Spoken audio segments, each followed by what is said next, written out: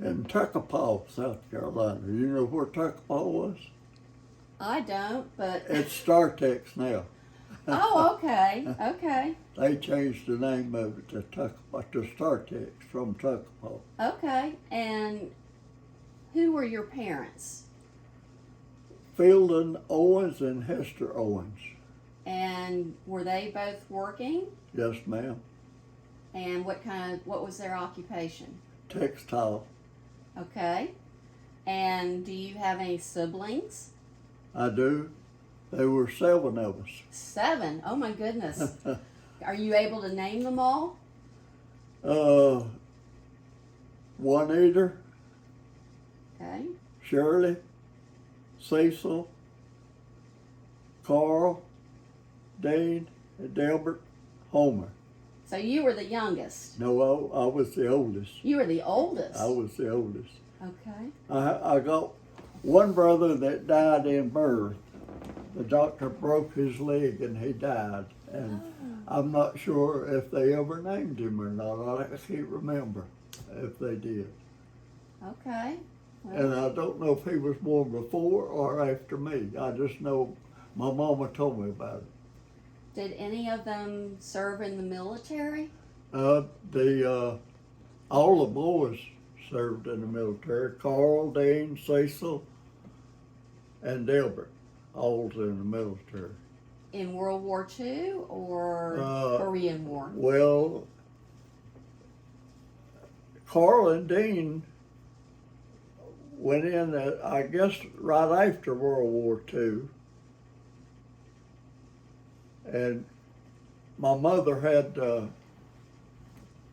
cancer, Oh. and they hadn't give her long to live. They were going to discharge Carl or Dean one to go so they could be home help with her. So I don't know how they picked Carl, but they did. He wasn't in a real long time. He was discharged because of my mother. And this all happened while you were in service still? Or? No, my mother had the cancer after I was discharged. She had a problem and started bleeding, and Daddy called and they carried her to the hospital. And I was the only one down there when I'm not sure probably wasn't the day they carried her to the hospital, but the doctor came out and told me that the best thing we could do was just carry her home because there was nothing they could do for her. Yeah. So that's the reason she went home, and I can't remember just how long she lived after we carried her home. Right. But that was after I had got out of service. Okay. I'm sorry. I'm very sorry. That's a hard loss when you're a young person. So whenever the war first started, I had 2 friends. One lived beside them and one lived behind me. And both of them volunteered and went in service after Japan bombed Pearl Harbor. Okay. And I wanted to go in when they did, but I was only 15 years old and my mother wouldn't sign the papers. Were y'all raised around where you live now? No, we're from actually Florida. Oh, I was gonna name this guy that came around. Go ahead. Go ahead. He was a Pearson and he lived somewhere down around Moore or Reedville area. Okay. That he peddled fresh vegetables and stuff, but he bought scrap iron and stuff from any of us that had any that he carried. Well, they had remodeled the plant at StarTex and carried all the old metal that's got over in the pasture behind where we lived and dumped it. And we had dug all that stuff up and sold it as junk, you know. And that was after the war had started. And when I wanted to go in, my mother said, I'm not signing no papers for you to go in and them Japanese kill you with some of the same metal that you've sold to these junk people. So she wouldn't sign papers for me. So I was still in school. And Do you remember the name of the school? WLT. I dropped out of school in the 9th grade and went to work, and I went to Columbia and went to a veterans school and took welding, and then I went to Savannah, Georgia, and went to work in the shipyard. And I worked in the shipyard until the day I turned 18. I went to the draft board and volunteered to go in service. I went back to the shipyard and went in the office and told the ladies, there's 2 ladies working in there, and I told one of them I was quitting, I wanted to get my time.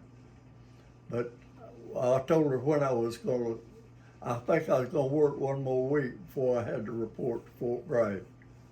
But so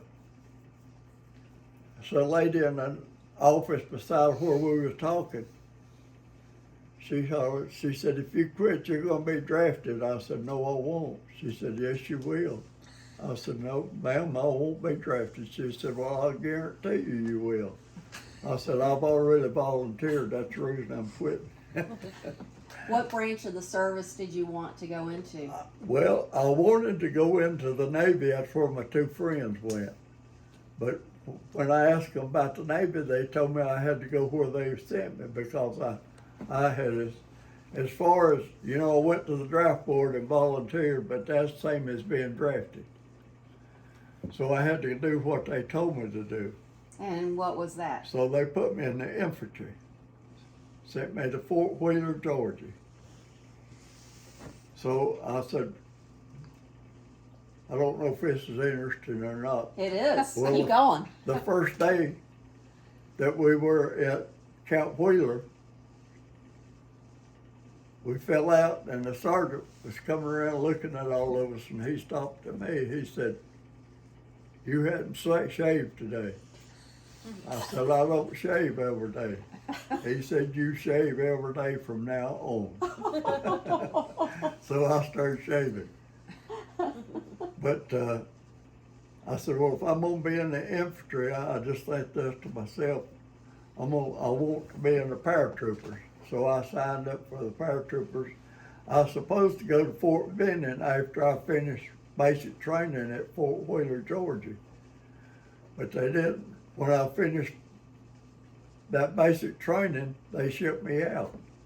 And where did you go? I went to California, and I lived there and went to the Philippines. So you never made it to the parachute? When I got off of the ship, I was on the ship 39 days. Do you remember the name of the ship? No, I don't. But the first 2 or 3 days, I was sick as could be. I could not. I go to the mess hall to eat, and I couldn't make it even to the mess hall. Had to go back to my bunk. Oh. They picked me for KP duty, so they sent me down in the hold. That's the bottom of the ship, to get groceries to bring up for the cooks to cook. And I seen these grapefruits, and they looked so good. I had my fatigue jacket on. I put it inside my pants, and I got me about 4 or 5 of them grapefruits and put in my fatigue jacket.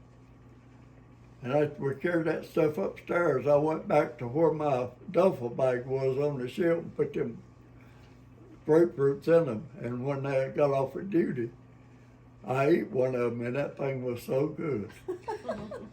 So when I ran out of grapefruits, I volunteered for KP duty. So that's all I ate for 39 days was grapefruit. Was grapefruit? It was grapefruit. And none of your bunkmates gave you away? They didn't smell the If grapefruit? they did, nobody never said anything about it. Well, that ship, I thought we'd go close to Hawaii and I could see Pearl Harbor. But we went, I don't know if you know where Haiti is or not, way down south. That's the reason we was on that ship 39 days. They went way down there. They said because of Japanese submarines. Okay. And it was summertime on that ship when they got out in the Pacific. And everybody was cutting a pair of pants off and making shorts, so that's what I did. When we get to the Philippines, at Manila, we couldn't go all the way into the shore. These landing barges come out to our ship, and we had to get on it and go in. And they told us to take our duffel bags and throw them down into the landing barge before we got off the ship. Well, that's what I did. I threw my duffel bag over there. We went down, got on that landing barge, and they carried us into the shore, and we got off. They unloaded all the bags, put them on the shore. This lieutenant got the whole bunch. He got in the middle, and we could hear rifles and cannons going off and things. And this lieutenant, he said, that guns that y'all hear is 11th Airborne. They're in combat and we need replacements.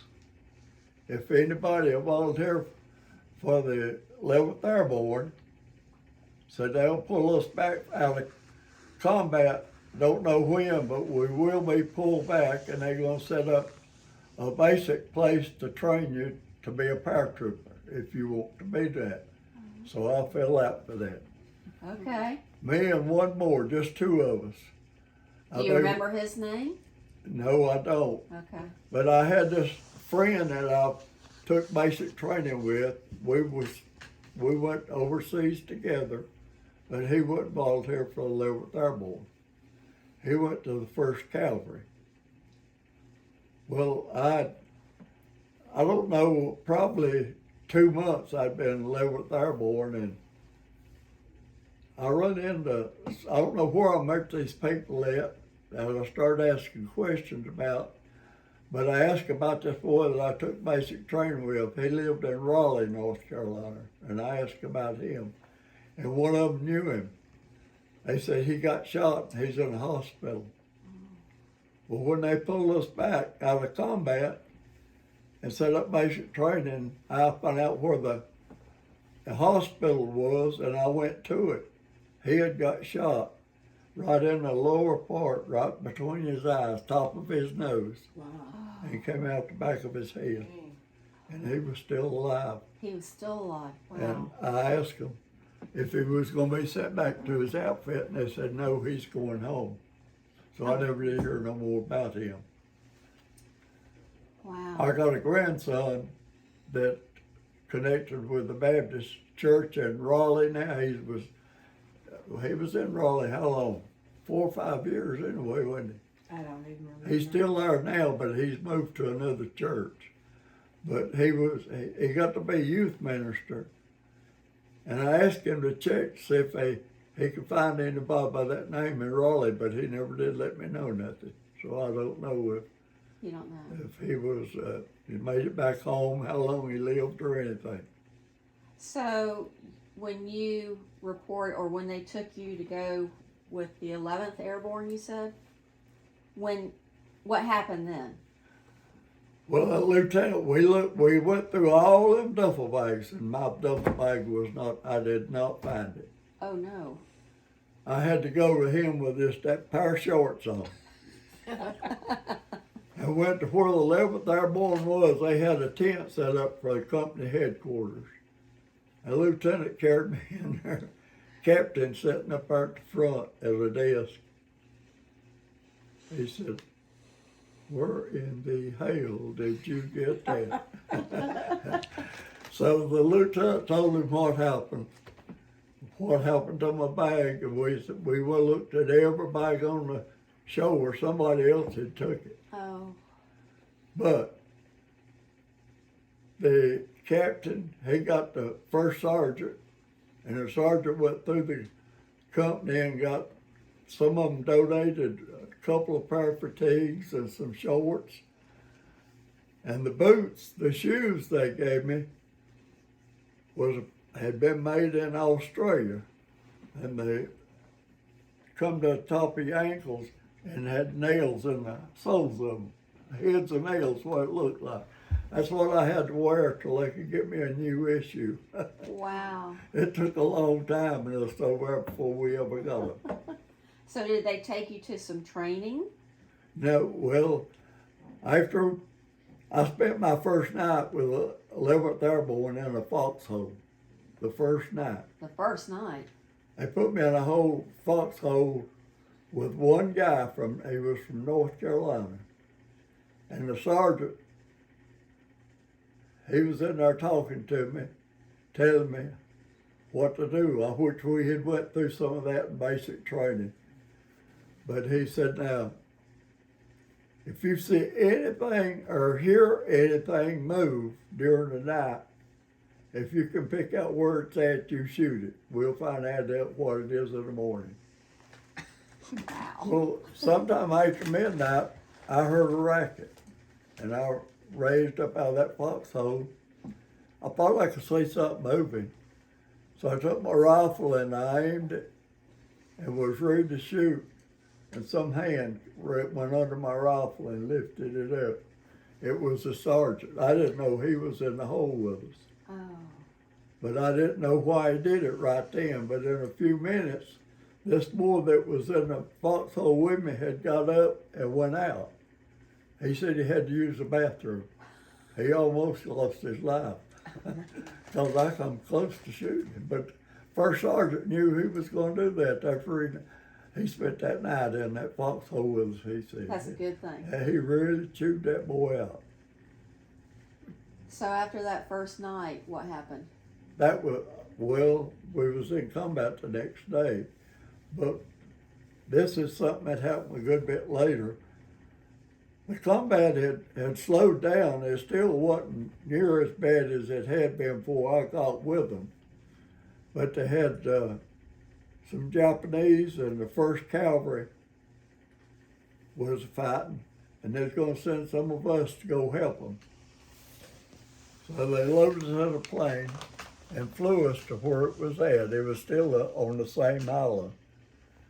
Well, they have what they call sticks, and our paratroopers, and we had 6 people at a time. They call that one stick.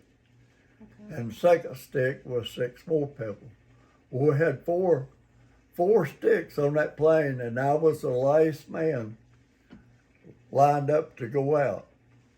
Had you been trained? Yeah, Okay. yeah, we went through training. Okay.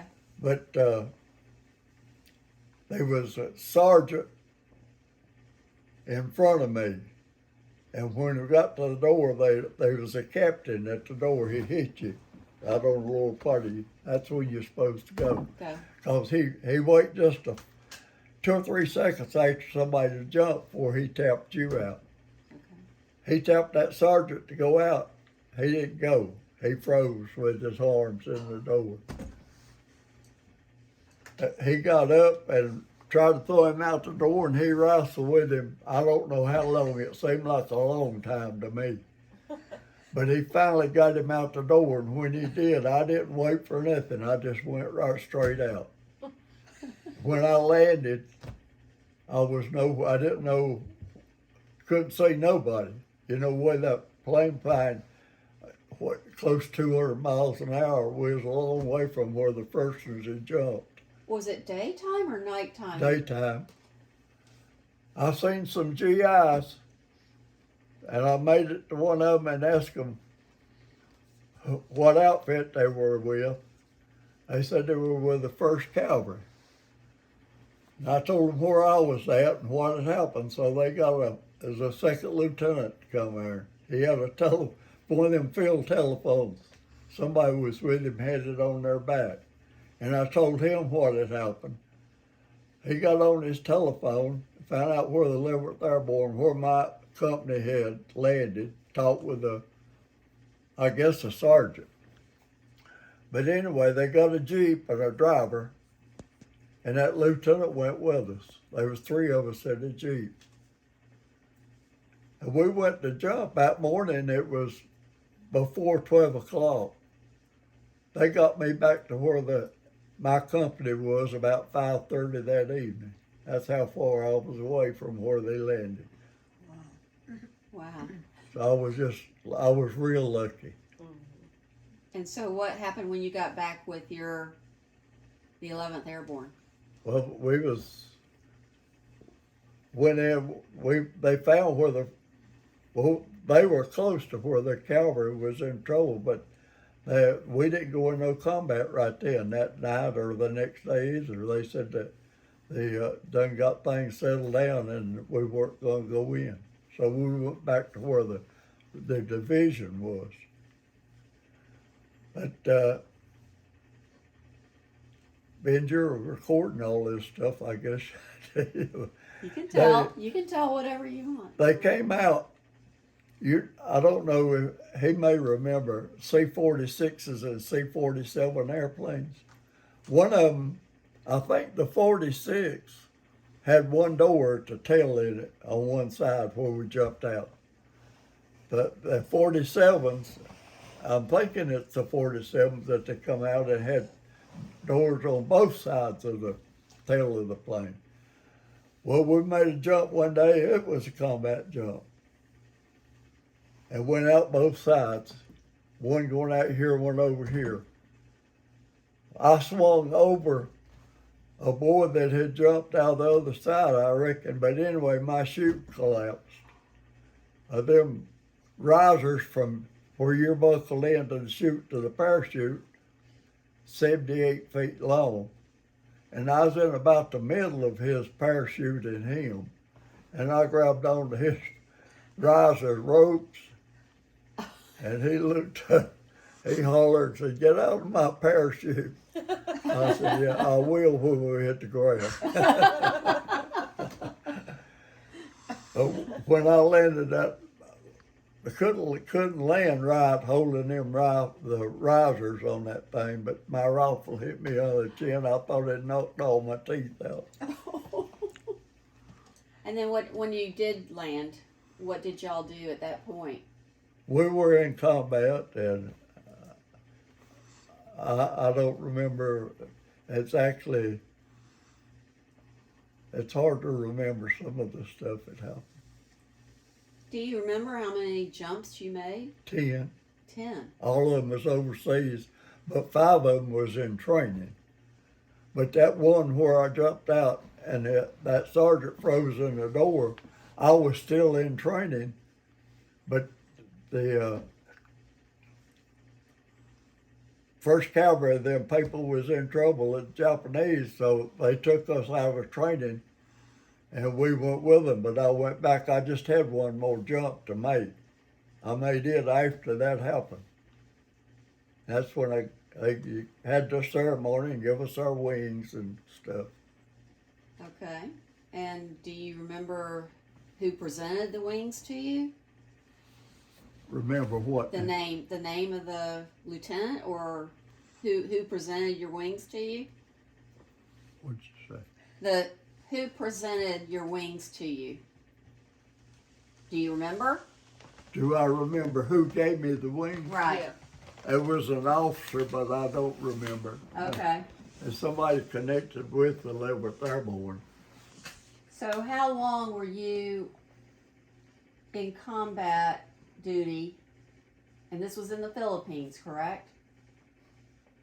It was, and they pulled us back every once in a while for a rest camp, and I was glad of it. But one time when they pulled us back from rest camp, they didn't just pull you back and you do nothing. They find something for you to do. Like what kind of things? Well, that's what I was fixing to tell you. Okay. They put me on guard duty. I pulled guard duty. We did that for 2 weeks. And one time they put me on guard duty was guarding at where a colonel stayed at night. And probably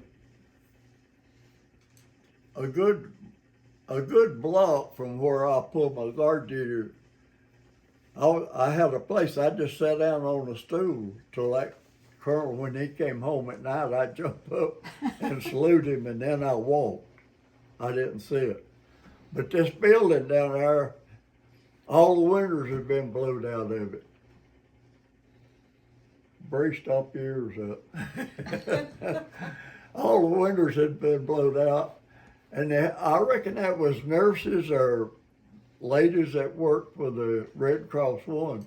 But they would get off late, it would be about dark when they would come in. They didn't have no curtains or nothing hanging up, and they would change clothes. And I tried to get them to leave me on that post. They said, "No, Will, you got to go back." I said, "Well, I like this one. We need to let me stay here." When you left to go into the service, did you have a girlfriend at the time? I was married. You were married. You say when I When did? you went into the service. No, when I finished basic training and came home, I got married before I went overseas. So had she been a girlfriend for a long time? Yes, she had. It was. I was working in the shipyard and I went home, which was just on that mill village, and people didn't have washing machines then, and had wash tubs set up in the backyard and a rub board. Well, my mother was doing washing this day, and I was out there helping her. Well, she went in the house to fix lunch. I would carry lunch when I was at home to my daddy at 12 o'clock in the mill where he worked. But this girl came up there talking, and I didn't know her. They had moved in beside of my parents after I went to work in the shipyard. And she could talk a mile a minute. And she just kept on talking, and after, well, it was a good little while, I asked her for a date. She said, "I can't date you. My dad won't let me date nobody." I said, "What?" She said, "I'm just 13 years old." I said, "You gotta be kidding." I said, "Boy," I said, "I'm done in trouble now." 13 years old. She was way over performed or whatever they would call it for a 13-year-old. But anyway, she said, "I got a sister that if you'll be at church Sunday night," she knew where my parents went to church. That's where they had started going, her and her sister. She said, "We'll be up there and you can walk home with us. And you can," said, "you can start dating my sister if you want to." So I went to church that night. We walked out, her sister and 2 or 3 more of them. And she introduced me to her sister. And we walked home. And so I started dating her. And then whenever I went in service and got discharged, her sister and me got married. And that's my mom. Her sister May. What's her sister's name? Mildred. We were married 61. I think 61. 61. Yeah, I so. think. 61 years. What a blessing. Well, She must have been the right sister. she was, but the one that introduced me to her husband had died. Had been dead a long time. He died in 89, I believe. And this is 22. Well, 2005. Okay. Yeah, when Grandma And died. I started dating her after my wife died. And she was the one that introduced me to my wife. Right. Well, we dated for a year and then we got married. That's wonderful. That's wonderful. And we were married 5 years and she died. Well, I'm guessing that's a good 5 years. So I've been a bachelor ever since 2013. You never know. I don't know. I don't see how the good Lord left me here this long. There's a reason. There's a That got to reason. be, I guess. Yep. And you may We not don't ever know. know, but That's you'll what find I out. was trying to say. Probably never know. Well, so did your parents like your wife that you married? I mean, they were Yeah, living my next dad. door? My dad just went crazy over when we were dating. Oh, okay. And so was all your family at the wedding? No. We went to Spartanburg, got the marriage license. We came back to Tuckapaw then. Mhm. Well, no, it doesn't change StarTex. we went to the preacher's house. That was the pastor of the church where we went to church. Got married at his house. That was about 5 o'clock in the afternoon.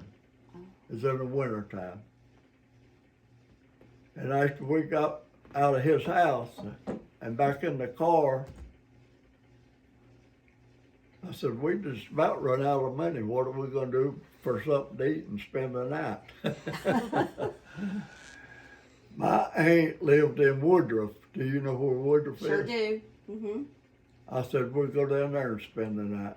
So we drove to her house, and I went up and knocked on her door, and we went in and talked a while, and then I said, hey, Nanny, can we spend the night with you? I said, we've just got married. So we spent the night at my aunt's house, the first night. So when did you tell your parents that you got married? The next day, unless, I don't think we told any of them that evening late, because it was late when we got married in the afternoon. Right. We didn't go back home till the next day. So when you reported back, did she continue to live with her family, or? No, she did, I believe, I'm thinking the war was over, had ended. And she was working at a shirt factory next to Spartanburg. The shirt factory was right there where the mall is now. And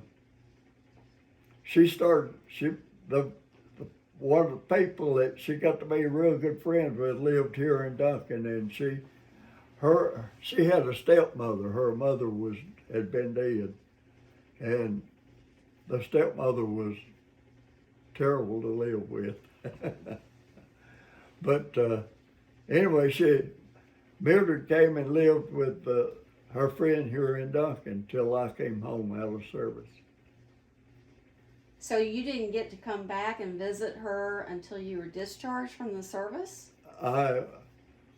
We were in Japan after the war was over. Well, let's back up.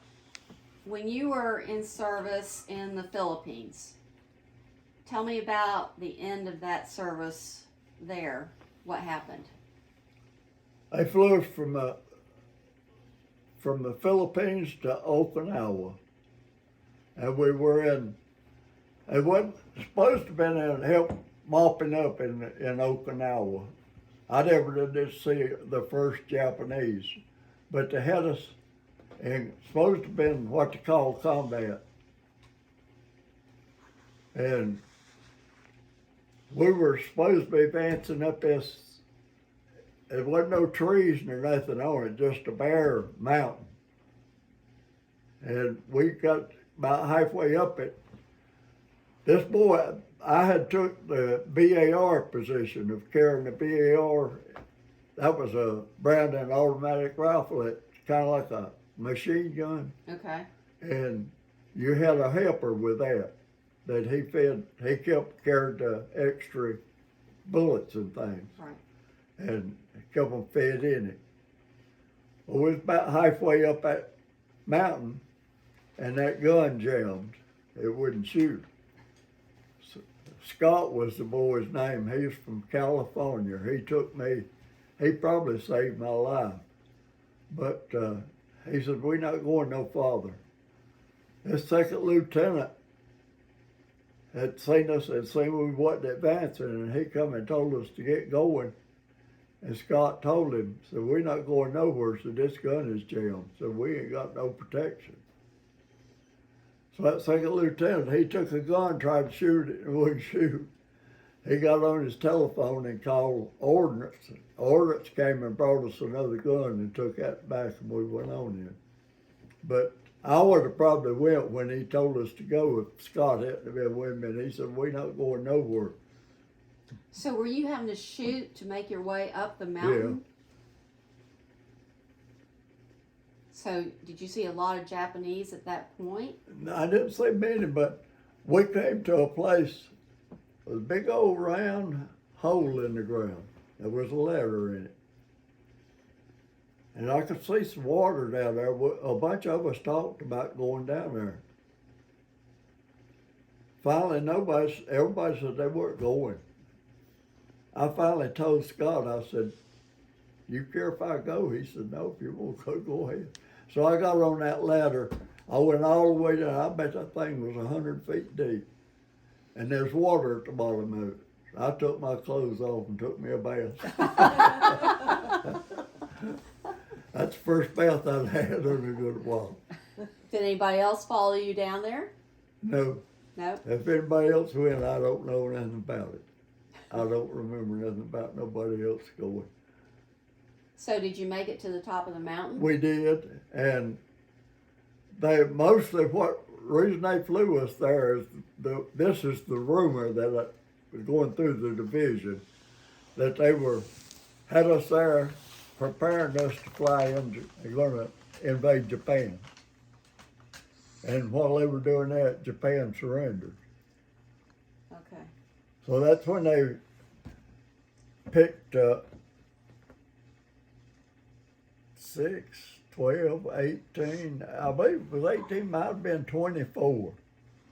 But there was different divisions. They picked 6 of us from 11th Airborne to be in MacArthur's Honor Guard. We were supposed to be the first ones to go into Japan, because we were going to be there when MacArthur landed and then go to wherever he was going to live and be his guards.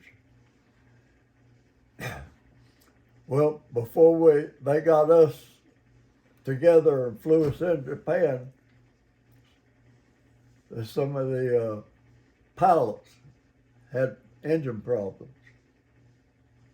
So they said, and landed in Japan, so they'd be the first ones instead of 11th Airborne. But anyway, when they flew us in, they had a large, like a YMCA building, that the one that was going to be in MacArthur's Honor Guard, and had bunks set up. That's where we was going to spend the night until they figured out what they was going to do with MacArthur and where we were going to be at. Well, we hadn't been in that building and them bunks, and they had us give each one of us a bunk and had a blanket folded up for a pillow at the head of it. We'd been in there a couple of hours, I guess, and all of a sudden there's a racket going on. Somebody running through the building, and one of them that was running come by where I was laying on that bunk, reached under that blanket. I didn't know what he did. He kept running. Then the MPs come running through there. Way after a while, them boys that the MPs was after came back. And one of them came to my bed where I was at. And he said, I want that package I stuck under your blanket. I said, you don't get it. He said, it's mine. I'm the one stuck it under there. I said, if them MPs had have found it stuck under my blanket, it would have been mine and I'd be gone. I said, you ain't getting it back. I didn't know what it was. You didn't know, okay. But way after a while, after they left, well, he's probably spent 30 minutes there arguing with me. And after he got gone, I took it out to see what it was. And it was a silk pajamas, ladies. I sent them home to my wife. Good for you. She wore them when I came home from service. But when I came home, I was on the train and went through. Do you know where Jackson Mill is? No, I don't. You know, well, that's close to Tuckapaw, and it's going to Spartanburg. Okay. But anyway, the train came through there, and that's just about 4 miles from where I was living when I went in service. And I got so homesick, went on to Fort Bragg. When we get to Fort Bragg, they called us out, lined us up, said, if you wait to be discharged, you may be here a month. Anybody wants to sign up for the reserve, sign up now and go home now. I stepped out and signed up for the reserve because I wanted to go You home. want to go home. So that's the reason I came home. I was in reserve for a year then. That's Tell the me- reason one of the discharges is from the reserve. Tell us more about your time in the honor guard with MacArthur. Tell us more. Well, I don't think I didn't tell you about the night I was pulling guard duty. 2 o'clock in the morning, did I? No. Walking. He had his house where he stayed was on a cliff, a real steep cliff, and he was like in the middle. And down here was another house. Wasn't there down there because it dropped off over there. But there was a house back here, one back here, one back here. The one I stayed in was this in here. I was walking guard duty behind his house 2 o'clock in the morning. And I heard a loud moan. I didn't know what it was, but I knew something had happened. I was afraid in his house. It sounded like it. But I didn't know what to do, so I kept walking guard duty. I didn't hear anything else after I heard that loud moan. And then about probably 10 or 15 minutes, sergeant of the guard and a first lieutenant showed up. Wondered if I heard anything. I said, yeah. And that officer said, where did it come from? I said, it sounded like it come out of the house where MacArthur's at. That's what it sounded like. But they had no lights come on in there and there nothing. You know, he had a cook and a driver, chauffeur. I know 2 people was with him, but that officer told me, he said, you go in there and see if anything's happened to MacArthur. I'm going back there to go in. I'm afraid the doors are going to be locked. 2 o'clock in the morning. Just before I get there, he hollers at me and says, don't go to the door, wait a minute. Then he called me back and I went back. He said, forget about everything I've told you, just go back on your regular duty. Or y'all walking there, where I was walking, you know, by. 4 o'clock, I got relieved and I went back to where I was staying. I went to bed and it was about 11 o'clock when I got up the next morning. And I started asking what happened, see if anybody knew. Well, they did. One of these houses that was behind him had a porch, upstairs porch, with no rail around it. And this boy walked in his sleep and walked off of it. That's what I heard. He moaned. You know, he made a loud racket when he hit the ground, woke up. Oh, wow. But that's what, I never did hear if how bad he was hurt or if he was hurt or what. He wasn't from the 11th. They picked different divisions, and the house where he's staying, they went to 11th Airborne, but they had picked 6 from 4 different outfits there. I nearly know there was 24 people that was on duty guarding him where he lived. Now, did you ever personally get to meet him? Now, the closest I ever got to him was when he'd get out of his car to go in his house. I was close up to where I could see him, but I never did meet him personally. Okay. And was his family ever there that you saw? His family, His family. I never seen nobody but 2 persons in him. I figured one of them was a cook and the other I could see driving the vehicle. So I don't know who else was with him. Do you remember anything else about that time when you were serving in the honor guard? Well,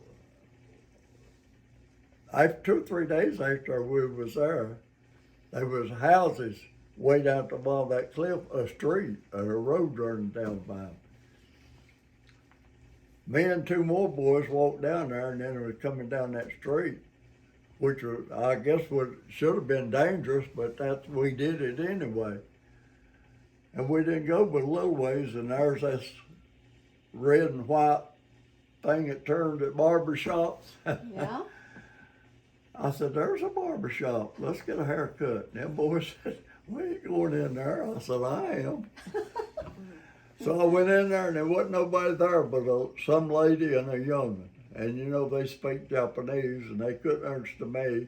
I couldn't understand them. But I did make motions to her that I wanted a haircut. She let me get in the chair there and cut my hair. Well, I had some rations that we had to eat. It had candy bars in it, Uh-huh. so I didn't have none of their money.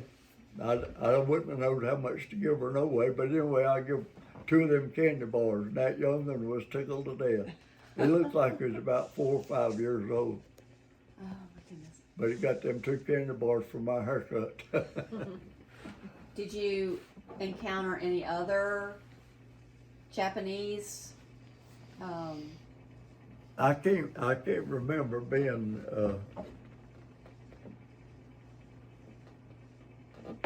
Was there a town left where you were staying? when we were stationed. The 11th Airborne was in Sendai, Japan, which is in about the middle of the main island. And then I don't know how long we was there, and then they transferred us to the northern island of Japan. I was up there one winter. How was that? They got the Japanese people to issue all of us that wanted them a pair of skis, snow skis. There was that much snow there? Yeah, we had, I believe it was 10 feet of snow that winter. Wow. From our barracks to where the mess hall was, they built a tunnel like and had the walls on it was about 9 or 10 feet high, and then they had a roof over it. That's where we went to the mess hall. Was that deep? But there's, I don't know how many of us they picked and let us go to had somebody there going to let us ski at a regular skiing place where the Japanese had skied. They had these steep mountains, and they had some that wasn't so steep. And I got them skis, and I skied over them low places. I don't know how many times, and I got to where I thought I was good, so I tried that steep. And I probably was halfway down it, and I was going toward a tree, and I couldn't turn. I tried to turn them things. I just had to fall. It stuck them up in the snow and twisted my leg. I thought I had broke a leg. I didn't ski no more. That was the end of my That was ski. it. So, you have any good memories of while you were serving under MacArthur? Yeah, we got ate a whole lot better there. When them 6 weeks I was in his guard duty than we did in our outfit. I had steak 2 or 3 times. I couldn't believe it. Really? Yeah. They said that there was a ship in the harbor and they was getting that fresh steak meat. Oh, I don't know how fresh it was, but they was getting it off the ship, and they was letting us have it if we wanted. So that's the reason I got to eat steak 2 or 3 times. And I guess you got to take a shower every day. Yeah. Was there anything about that experience that was not a good memory? No, I don't think so. Nothing except that night that heard that racket. If I'd have busted that, tried to have broke that door down to go in, I would have probably got shot. That's what I figured was going to happen, but that officer done told me to go in, so I was going to try to go in. Do you think they had any guards inside the house? With No, he MacArthur? didn't have no guard, but surely Okay. them, there was 2 people that I seen it besides him that I knew was with him, and surely they had some kind of weapons. Right. I never seen them with them, but I'm sure they had one. So when you left, you said you were 6 weeks on guard duty for MacArthur. Yeah. After that, what happened? I had to go back to my outfit. And where was that? Sendai, Japan. Okay. They were still, that was snow on the ground there, and it was real cold. They had a large building from the barracks where I stayed with I don't know if it was a YMCA or not, but it had like a swimming pool heated up. And we went over there and I took a bath in that pool. And I stayed in there, I don't know, a long time. And then they got out. I took a towel and tied it around me and walked from there back to our barracks with no clothes on, just that towel tied around. And did not get cold. That's from staying in that hot tub so that long. long. Did you bring back, well, after that, where did you go after that? That's when we went to, I can't think of the name of that island in northern Japan. Hokkaido, I believe. It started with a H, I'm sure. I'm almost sure. And how long were you there? That's where I re-enlisted for a year, so I had to stay. When I re-enlisted, I was going to get a leave to come home. And I asked them, I said, will I get to come back to the 11th Airborne after my leave is up? They said, that's not up to us. Said, Army will decide what to do with you. Well, I got to thinking about them 39 days that I spent going over there. I canceled my leave. I said, I'm not going home, I'll just stay. Well, the next week, they called me in the order room and I went in, the first sergeant, Owens, you going to Tokyo? I said, Tokyo? He said, yeah, we'll send you to school. I said, what kind of school? He said, cook school. I said, I don't want to be no cook. He said, you re-enlisted, you don't decide what you're going to do, we decide. So they sent me to Tokyo to go to cook school. And how long was that for? Well, I believe it was a month. But when we got there, they put us in these Quonset huts and had these bunks, you know, like an army had, where they set stuff in them Quonset huts, them bunks that would fold up canvas that you laid on. And they had put this captain from the Air Force in charge of it. And he had us all out there. He said, all of you know why you came, and I could look at your records and see, but said, we got cook school and bakery school. You go to either one you want to, I don't care. So I went to bakery school. Good choice. When I got back to my outfit, but while I was going through that school, I'll go ahead and get this in there. They put me in charge of the Quonset hut that I was spending in. So every morning we had to fall out, 5 o'clock. I report everybody present and counted for. Well, I had one boy, I could not get him up. He would not get up and fall out. So the first sergeant told me one day, he said, Owens, captain's gonna get you in the morning. Said he knows about that boy not falling out and you reporting him present. So the next morning I couldn't get the boy up. So I got some of my friends to help me. I carried his bunk out there. When they reported, I reported all present and counted for. And so that captain come down there and he called that boy's name. He said, where is he at? Let him report for himself. I said, sir, he can't report for himself. He said, why not? I said, he's asleep. He said, you reported him present. I said, he's present. So he come on back there and looked down there. I'll be damned. He reached down, got that bump, and flipped it up, and that boy fell off. He come up ready to fight and seen them captain bars staring him in the face. He come to attention real quick.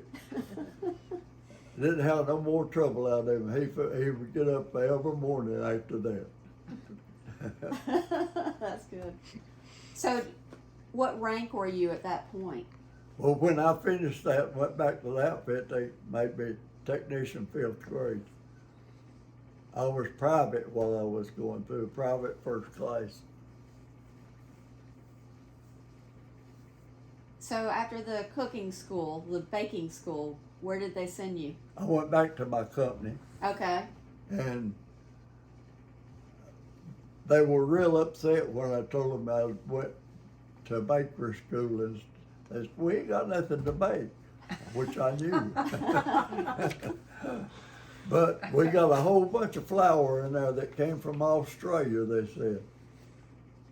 So I started cooking biscuits every morning, and they went wild over them things. How about They that? loved them so good. So you learned how to bake biscuits from Yeah.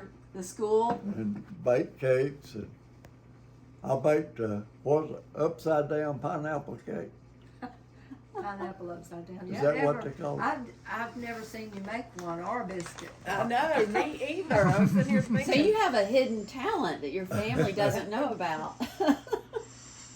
Did you come home and do any baking for your wife or your mother? Well, every once in a while I make that upside down pineapple cake. I love that. You made that Jello, the 3-layer Jello, but she didn't make it until after Grandma died. She used to make it, the 3-layer Jello. Yeah, we did that at my sister's. She has all of us, or did before her husband died, at their house on Christmas, and everybody carried something. And I always made this, 3-layer Jello, Yeah. a big old thing, plate of it. That's what we always carried. And they always just loved it. Everybody went wild over it. I love it. So when you were discharged, and you came back to the States, did you come back by ship? Yeah, came back to Seattle. I was just sick one day. Okay. I was tickled to death. And then you had to take the train from Seattle? From Seattle to Fort Bragg, North Carolina. And how long were you there? I was just there, I believe, about 2 days, because the day that we got there, they lined us up and told us about it. If we, waited to be discharged, we're probably gonna be there maybe a month or two. Right. But if we wanted to sign up for the reserve, we could go home that day. So I stepped out and signed up for the reserve. So I was only at Fort Bragg a couple of days. Do you remember anything about the train trip coming from? Nothing except when it went through over there at Jackson Mills. I was so sick. So were you sleeping on the train and the train? How long do you think the train trip You know took? how long it took to go from here to California Right. when I went overseas on a train? 5 days. Oh my goodness. And did it take you that long when you came back home? I'm not sure how long we spent coming back. I don't believe I was on there that long coming back. I don't remember for sure. So after you got back home, you were in the reserve? Yeah, And how long were you in the reserve for? a year, 1 year. 1 year. And what did you do while you were in the reserve? Anything? Just waited for my discharge. I never did have to do anything. Okay. So what kind of line of work did you go into after you got back home? I went in textile. Okay. And did you stay in textiles your whole career? Yeah, I did. I retired from textile, and instead of being in a plant where they made the cloth and everything, I went to Lyman and worked in a plant where we dyed the cloth. So what was your job? What did you do?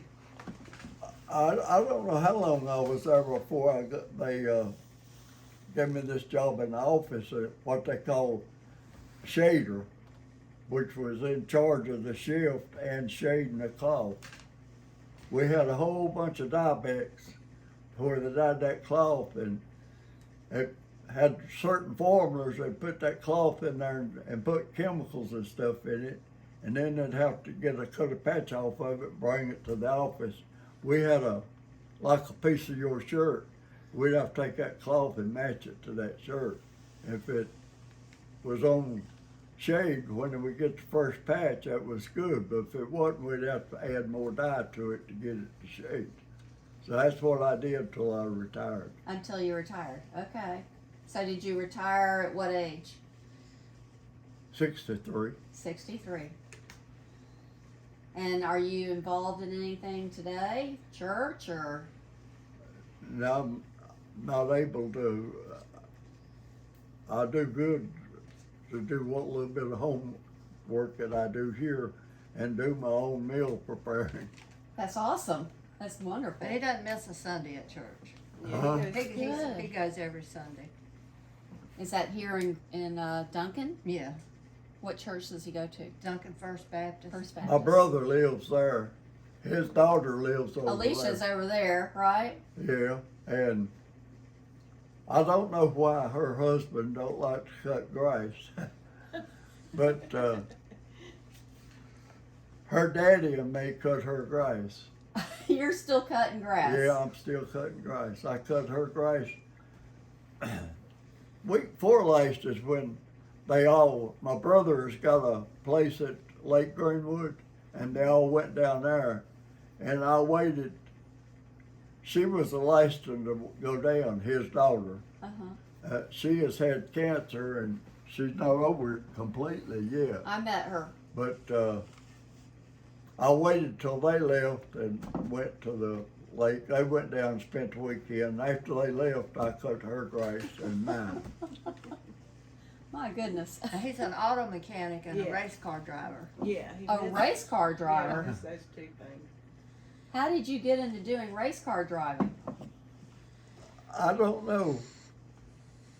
These boys they live close. You live at Moore. Yes. Well, they were from down next to Reedville, Mm-hmm. and they came to my house one Saturday and wanted me to drive a race car. And I didn't even know they had a racetrack, but they had a place at Reedville that was down on the lake, a creek, not a lake, a creek. And they had a place around there where they hadn't done nothing except just taking their personal cars and racing them. But them boys wanted me to drive. They had I think it was a 46 Mercury. And they had took a bunch of them and stood on one side and put the weight on it and pulled it over and got under it and chained it to the axle, sitting like that, to keep the weight on the inside, which was good. I was doing good. The flagman out there with a green flag waving, he didn't have no tower standing beside the track. It was about a quarter mile. I don't know if it's a quarter mile or not. But I came out of the curve one time. We'd done been running a good many laps. If I wasn't leading, I was close to leading. And that chain broke. And that thing went every which way. I like to run over that flagman. He was running. And I couldn't control exactly where it was going, but I didn't run over him. But Thank goodness. I finally got it stopped. Was that a clay track or had it been paved? No, it was dirt. Dirt. Yeah. Okay. And so there used to be a good many dirt tracks around here close. And somehow or other I got involved in racing. Did you win any races? Yes, he won a lot of races. Yeah. I won, Got a picture. well, back in there on the dressers, that picture of the race car. No, he did. He raced one time whenever I was an adult. They did that old timers race. Or I was a teenager one. I mean, I can remember it. Do you remember where it was at? Cause I drove No. in 2 races a long time after I quit driving. Is that it? Yeah, that's the car I won so many races in. And that's a picture of you in uniform. Who is that on there? Is that you? Yeah, that's me with my uniform on. So, how many children did you have? 4, 2 boys and 2 girls. And how many grandchildren do you have? Do you know? Or you lost track? Well, after I have to count that second wife, I've lost track. If I Oh, have I to count didn't. her. Now, I didn't count Amy's. When I've already told her, but I didn't count Amy's as your grandchildren. I just counted Well, yours. I've But you do counted them have before, those. but I forgot how many have I got. Did I say 8? I think that's right. I think it's 8. Any great grandchildren? I think I counted 16. great grandchildren. Yeah. Is that right? Veda, Spencer, Oh, Andy's got 4. Jackie's got 3. I don't even know how he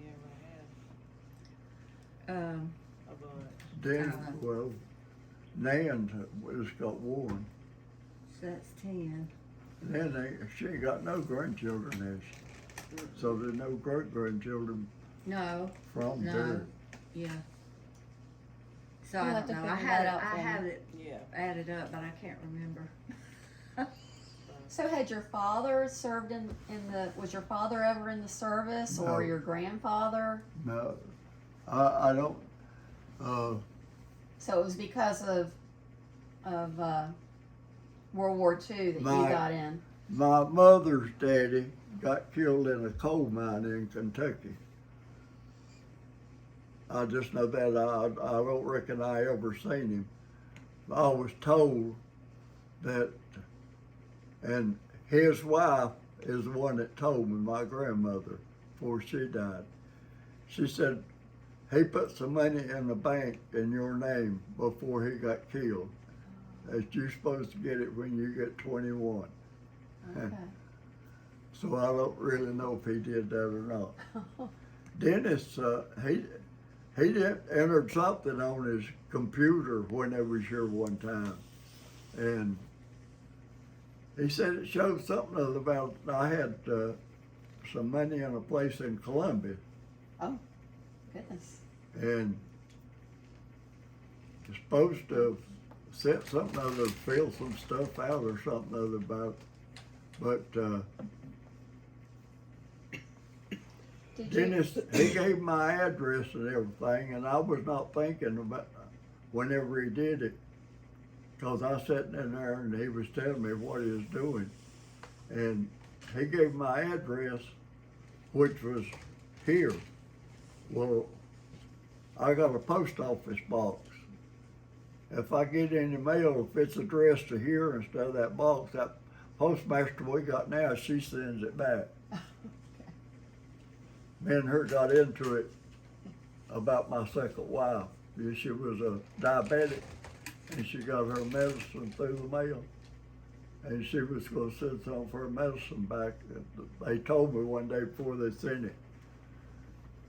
So they came with this address, and I said, you better not send none of her diabetic medicine back, cause you know She needs it. that you know me, and you know that it's just got the wrong address on it, so man, you ain't gonna get along if you send it back. So back to your service experiences. Is there something that you learned as a lifetime skill or things that you attribute to when you were in the service that feel like changed you somehow or Change what now? changed your personality or strengthened it? Do you feel like your serving the country, that you learned certain things you would not have learned about life? I probably learned a whole lot of stuff about getting along with other people. Cause I had this buddy that was from Boston, Massachusetts. We were in the Philippines, and they seemed like we'd been in combat. It was just before we left the Philippines, and gave us a beer ration. Gave me 4 beers, Oh wow. and I never had drank no beer. So I opened that beer, and it was hot. Took a swallow. I said, how in the world does anybody drink this stuff? Well, this boy in the same squad that I was in, he said, if you don't want it, give it to me. So I gave it to him. And he got all the beer that I got. We got 2 or 3 more times after that, they gave us beer ration, and I gave it to him. I got his picture back yonder where this was. But I had a time with him. after the it was after the war's over. Biggest problem was when we was in northern Japan, moved up on that northern island. Every time he seen any Japanese we was out, he wanted to kill them. Because he usually had a little bit of beer in him, and I had the hardest time of trying to, he was a whole lot bigger feller than I was, but I feel like I took care of him for a bunch of years. Which was probably just 1 year. So that taught you to get along with everybody? Try to take care of people, and he, I got a brother, the next oldest brother below me was stationed in Alaska, I believe it was. But anyway, he got married. He married a girl that lived in Boston, just outside of Boston, and moved up there. And I got him trying to find that boy that I took care of in Japan, and was my real good friend all the way through the Philippines. But he never could locate him. Do you remember his name? Yeah, O'Connor. Okay. Joseph H. O'Connor. His first name was Joseph. Joseph. Okay. We'll see what we can do to help you. Any other memories that you want to share from your time in service? I'm surprised I've remembered all that. We think it's wonderful. Because I forget so much stuff now. Easy. But I tell him his mind is better than mine. Your He mind is remembers- great. He remembers a lot. Well, if you think of any other memories, you'll have to let us know. Okay. Okay? And is there anything you want people